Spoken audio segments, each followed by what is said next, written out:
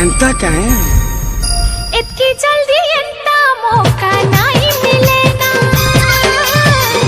राती चिट्ठी चिट्ठी देखो था मोर सपना गोल गोल लाल जोरो जोरो तोर कंगना ओ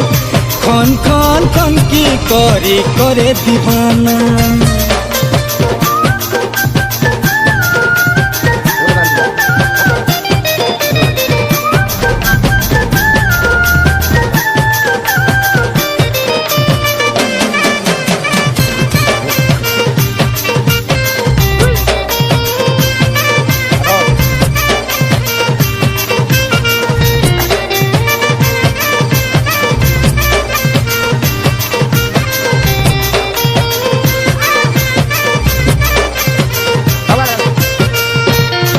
ढंगना